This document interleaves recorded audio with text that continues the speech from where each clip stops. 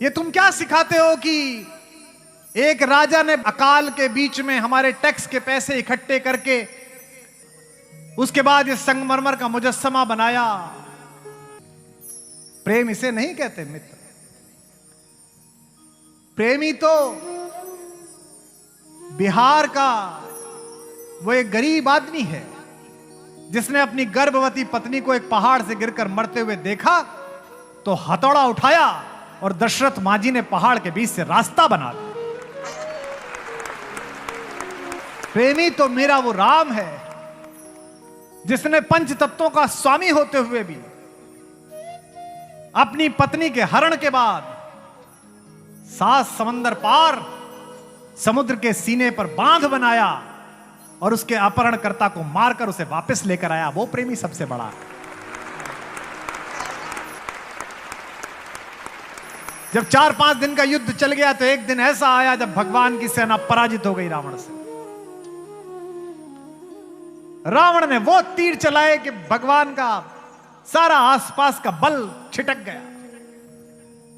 विशेष नर वानर, ये नहीं जो बंदर को दिखा देते हैं, वन में पलने वाले विशेष नर जिनमें विशेष योग्यता थी, ऐसे हमारे वज्रंग बली इस परिसर में निश्चित रूप से होंगे।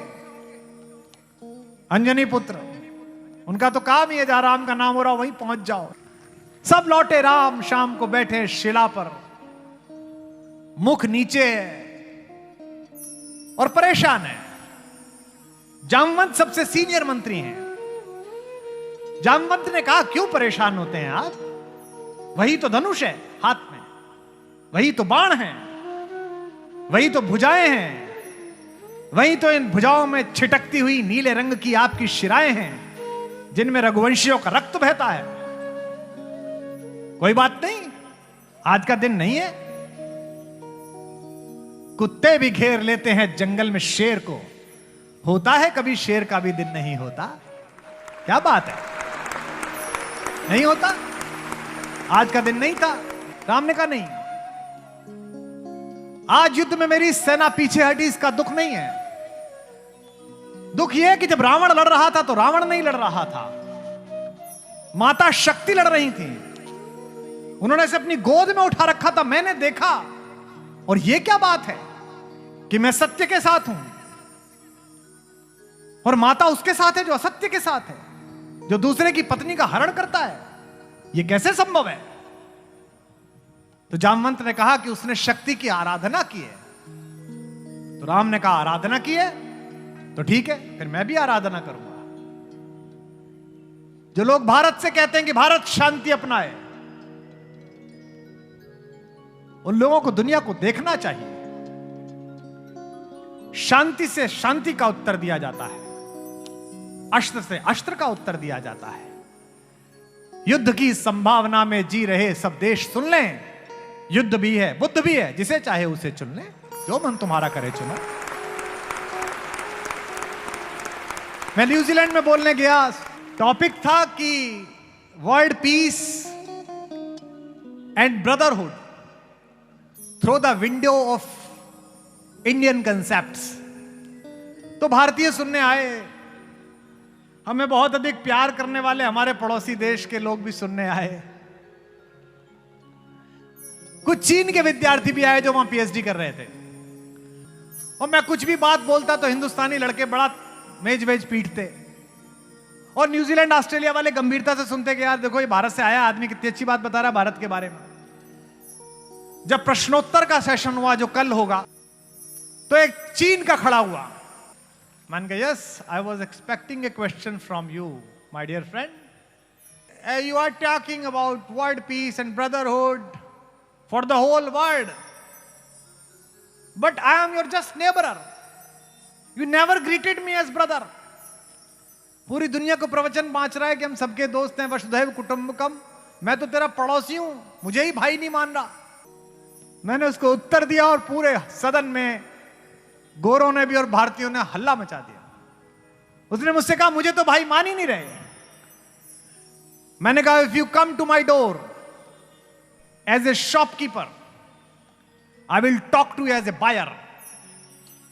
धंधा करने आएगा, सामान बेचने आएगा तो खरीदार की तरह बात करूंगा, but if you come to my door with open heart and arms as a son of Buddha, I will greet you as a brother. भाई की तरह बात करूंगा। It is you to decide how to meet me. तुझे तय करना है कि मुझसे कैसे बात करनी है, मुझे तय नहीं करना है। मैं तो भारत हूं, मेरे पास जो जैसे आया है मैं उससे वैसे ही मिला हूं। मैं तो उस देश में हूं जहां पराधीन भारत का कोई प्रतिनिधि तक स्वीकार नहीं किया गया था शिकागो के धर्म सम्मेलन में। ये जो गगन में उड़ता हुआ भगवा है, जिसके ऊपर भगवान का नाम लिखा हुआ है, एक शताब्दी पहले यह नहीं माना जाता था कि इसकी बात कहने के लिए भी किसी को अवसर दिया जाए। 3 दिन का सम्मेलन और सनातन धर्म को 1 मिनट का समय नहीं। तब बेहद हैंडसम 5 फुट 8 इंच के कसरती शरीर वाले, मलखंब करने वाले बंगाल के नरेंद्र ने, स्वामी विवेकानंद ने मेहनत करके अपना समय बनाया कि मुझे 5 मिनट मिले। 3 दिन से लोग बोल रहे थे, American citizens, ladies and gentleman, ladies and gentleman. पहली बार भारत का बेटा गया और उसने जो बोला उस पर 3 मिनट तालियां बजी। My American brothers and sisters. जब नीचे उतरने लगे तो आयोजक मंडली की एक 22-23 वर्ष की सुदर्शन युवती ने उनसे कहा, स्वामी, बेहद खूबसूरत महिला, I do want to marry you. मैं आपसे विवाह करना चाहती हूं। मुस्कुराते हुए नरेंद्र ने कहा, I am a saint, we are not allowed to have any family, the whole world is my family, I can't marry you young lady, but I do want to marry you. महिला ने कहा, लेकिन मैं आपसे शादी करना चाहती हूं। स्वामी जी ने फिर मना किया। जब तीसरी बार कहा तो स्वामी जी ने पूछा, why you do want to marry, आप मेरे से शादी क्यों करना चाहती हैं? उस युवती ने कहा, Swami Vivekananda, if we got married, अगर हम शादी कर लेते हैं तो सोचिए हमारा पुत्र कितना अच्छा होगा जो मेरे जैसा सुंदर हो और तुम जैसा बुद्धिमान। उस समय वो विवेकानंद नहीं थे, भारत था। मेरे भारत ने मुस्कुराते हुए कहा, उसके लिए विवाह की क्या आवश्यकता है माता, आज से मैं तुम्हारा पुत्र हूं।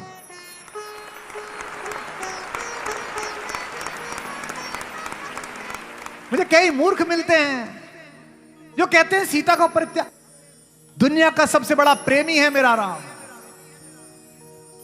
ये तुम क्या सिखाते हो कि एक राजा ने अकाल के बीच में हमारे टैक्स के पैसे इकट्ठे करके उसके बाद ये संगमरमर का मुजस्समा बनाया। प्रेम इसे नहीं कहते मित्र। प्रेमी तो बिहार का वो एक गरीब आदमी है जिसने अपनी गर्भवती पत्नी को एक पहाड़ से गिरकर मरते हुए देखा तो हथौड़ा उठाया और दशरथ मांझी ने पहाड़ के बीच से रास्ता बना दिया। प्रेमी तो मेरा वो राम है जिसने पंच तत्वों का स्वामी होते हुए भी अपनी पत्नी के हरण के बाद 7 समंदर पार समुद्र के सीने पर बांध बनाया और उसके अपहरणकर्ता को मारकर उसे वापस लेकर आया। वो प्रेमी सबसे बड़ा है। लेकिन मूर्ख लोग संशय करते हैं, राम पर भी संशय करते हैं। और ये पहले नहीं है जो आज करते हैं। जिन्होंने राम को काल्पनिक पात्र बताया था वो स्वयं ही समय में काल्पनिक हो गए।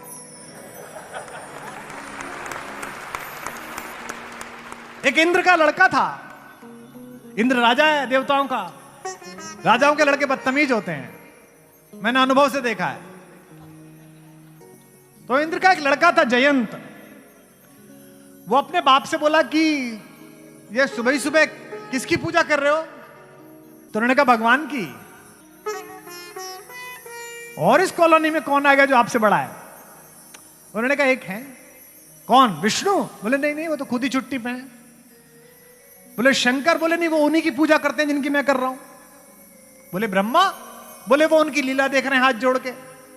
बोले कौन है? बोले वो पृथ्वी पे गए हुए डेपुटेशन पे। लेकिन राजाओं के पुत्र मूर्ख भी होते हैं अहंकारी के अतिरिक्त। तो उसने कहा दिखाओ दिखाओ कौन है। तो थोड़े से बादलों को हटाकर, आप जानते हैं इंद्र बादलों का राजा है, बादलों का स्वामी है, थोड़े से बादलों को हटाकर खिड़की से जरा सी बालकनी से निकल के उन्होंने दिखाया, देख वो बैठा चित्रकूट में दोपहर के भोजन के बाद वहां की शिलाओं से निकाले हुए रंगों के सहारे कहीं से गेरू ले लिया, कहीं से खड़िया ले ली सफेद रंग की, कहीं से नीले रंग का पत्थर ले लिया, कहीं से चंदन ले लिया, उसे कुछ प्यालियों में घिसकर सरकंडे की नोक से प्रेमी राम अपनी प्रेमिका हमारी माता मिथिलेश कुमारी जगत जननी सीता के पैरों में महावर लगा रहे थे।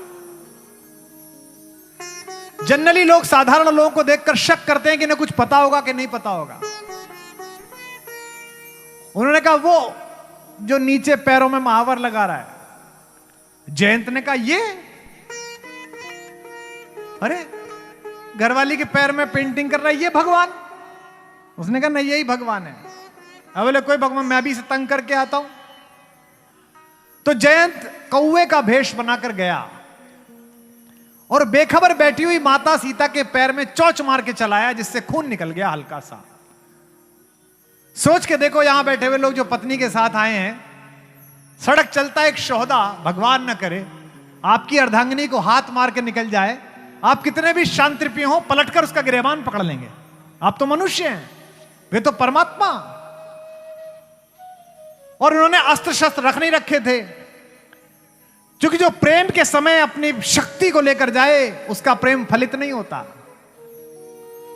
जितने पुरुष यहां बैठे हो ध्यान रखना, तुम्हारी उपलब्धियां, तुम्हारा पैसा, तुम्हारी शक्ति, तुम्हारे पद, अगर प्रेम के कक्ष में उसे लेकर जाओगे तो प्रेम सफल नहीं होगा। तो राम के धनुष बाण तो अंदर रखे थे, तो जिस सरकंडे से वो पैर में चित्र बना रहे थे वही सरकंडा फेंक के मारा उसके पीछे, लेकिन वो तो राम बाण था। आगे आगे जयंत कौआ बना हुआ, पीछे पीछे राम बाण। ये जो हमारे सेना के लोग बनाते हैं ना पीछे चलने वाली मिसाइल, ऐसी। अब वो भागा कि ये क्या नई चीज आ गई। वो इंद्र के पास गया, बोले पापा बचाओ। पापा बोले बेटा अंदर मत आना, हमें अपना महल सुरक्षित रखना, बाहर रहो। लड़का भागा भागा ब्रह्मा जी के घर गया।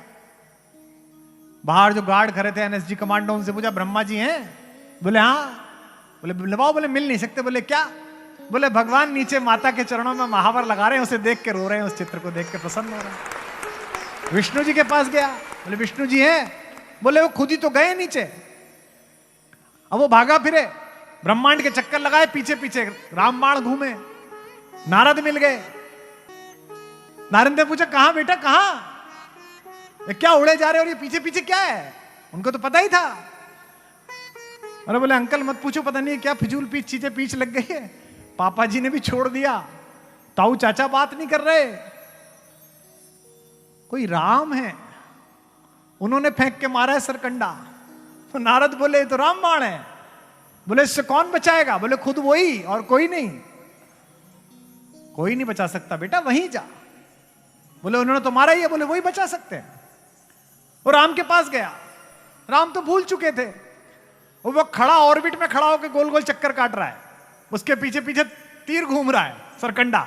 और वो बोला कि प्रभु माफ कर दीजिए, गलती हो गई, पहचान नहीं पाया, इसे हटा लीजिए।